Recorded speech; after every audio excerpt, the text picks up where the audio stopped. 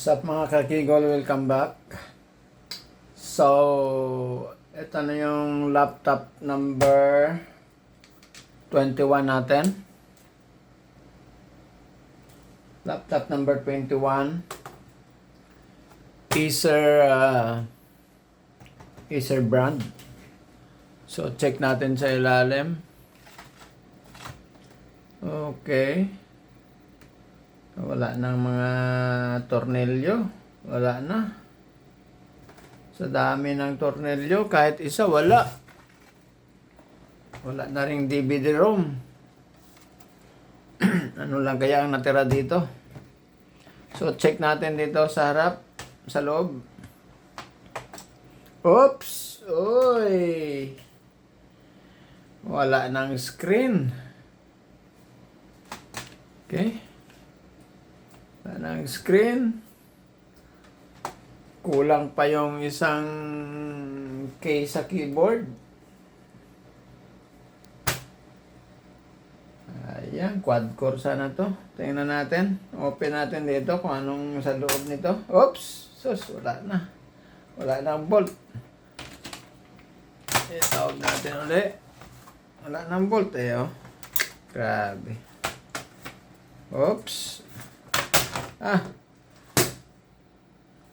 my goodness. So walang RAM, walang hard drive. Ewan ko kung magpa-power pa ito. Check natin. Sayang, malapad sana, malaki. Tapos wala na ring Wi-Fi wireless LAN. Wala na rin. Wi-Fi. Tinanggal na. Walang RAM. Walang hard drive. Ito, walang hard drive. So, tingnan natin kung magpa-power pa. Pero pag mag-power pa ito, hanapan natin ng screen, baka may compatible tayo. Sayang ito eh. Manipis, tsaka malapad. Manipis na malapad, no? Slim siya, slim type. Okay pa naman yung processor niya, dito pa. Color niya. Very cute yung processor. So, tingnan natin. Ayun, andito. Oops. Sus. Disgrasya ka. Naiwan na tong bolt dito.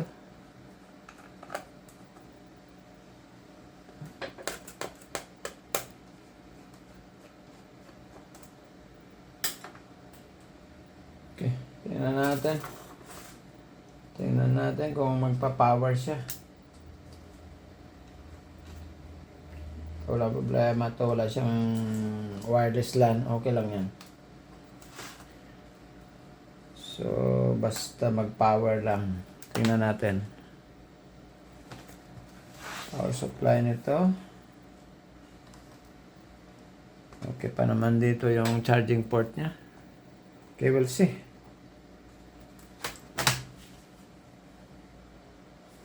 Anong supply nito?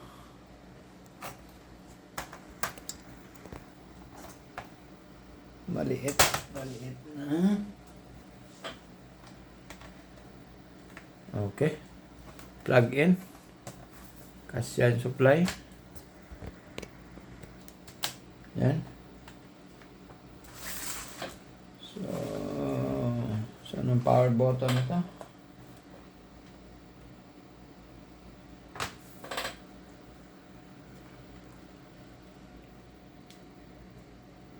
Ito. Yung power button. Power natin. Kung mag-ikot yung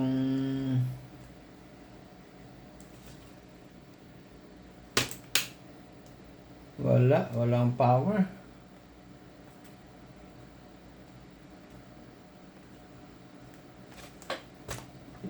Power. Palitan natin yung power supply, baka hindi nag-contact. Ito daw.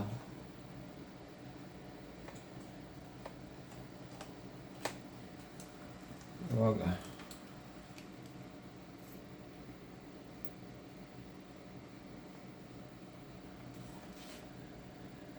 Oh, yan. Nag-power siya.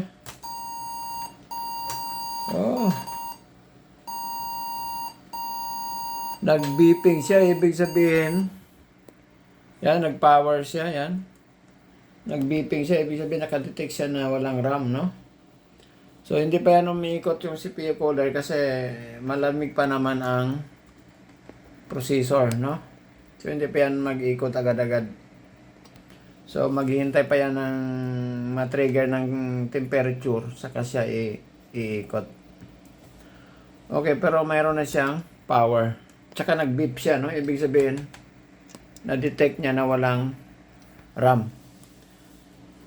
So, parang may pag-asa ito na ma-fix natin. So, unplug natin, then DDR3 yung RAM. Lagyan natin ng RAM. Okay. Ito ng RAM. Isa lang.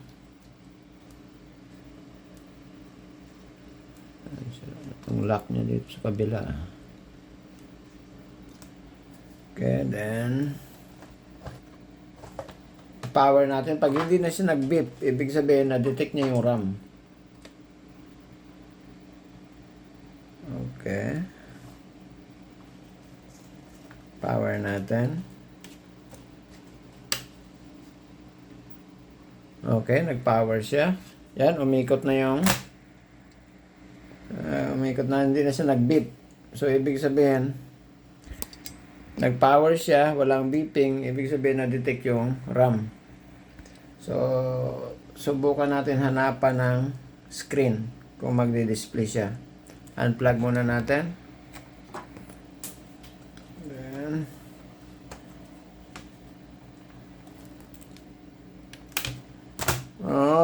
ito pala. Wala. Actually, ang battery nito dito. No. Battery. Saan battery? DVD pala yan dyan. Kasi manipis ang battery nito eh. Wala siyang lalagyan ng battery dito sa likod eh. So, ibig sabihin, saka ito yung bottom cover niya. Walang lalagyan ng butas ng battery. So, ibig sabihin, sa loob yung battery. Manipis. Ang problema, wala na. Tinanggal na yung battery. So, ano kaya ang battery nito? Pero, kung mag-power ito tsaka may display, magagamit pa rin ito. Ano na lang, tawag dito,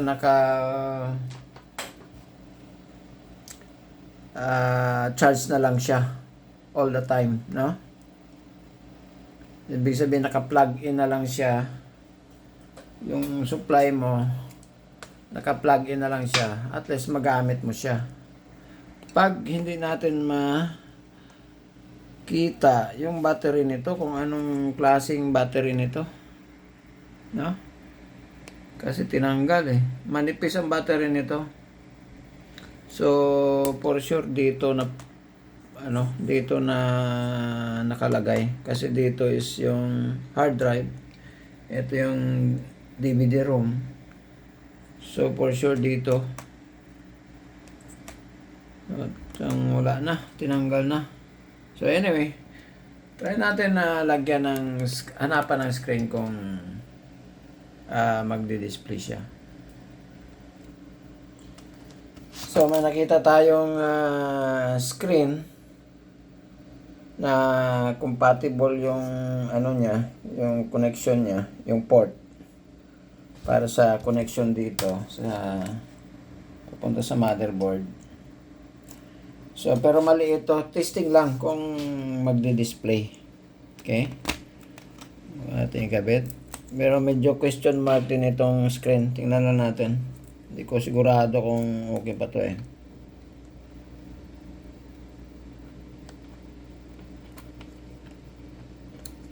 Okay. Maliit ang screen pero okay lang yan. For testing purposes lang. Then, plug in natin.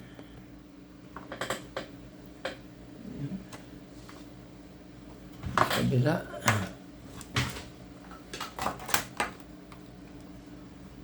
Okay. Power natin. Okay, nag-power siya. Natin.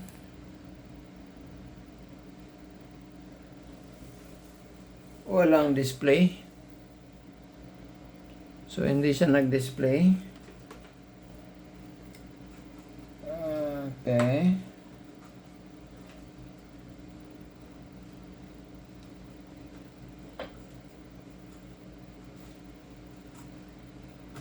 So, kung hindi siya nag-display, second try ulit sa replace tayo ng screen. Unplug natin. Kasi question mark din itong screen ko eh. So, hanap tayo ng ibang screen.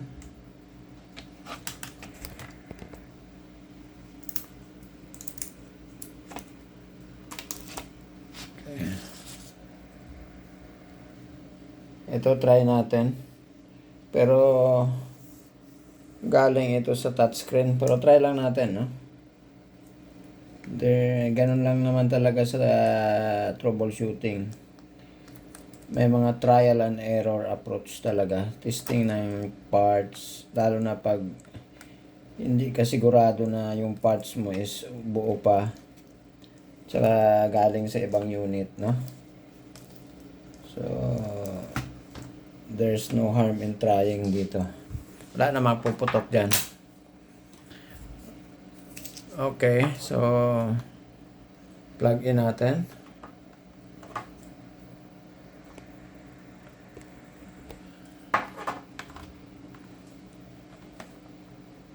Okay, power. Okay, nag-power siya. Walang display. Hindi na siya nag-beep. So, ibig sabihin na-detect yung RAM. So, wala tayong ibang screen na ma-try. Kasi iba-iba yung ibang screen, iba yung medyo malapad yung connector niya. So, deferred lang muna to. Balikan lang natin to. Maghahanap tayo ng screen na compatible. Dito. Malapad din. Okay, so stop na muna yung video natin dito. So, wala to. No? Balikan na lang natin to pag may screen na tayo na pang testing ulit.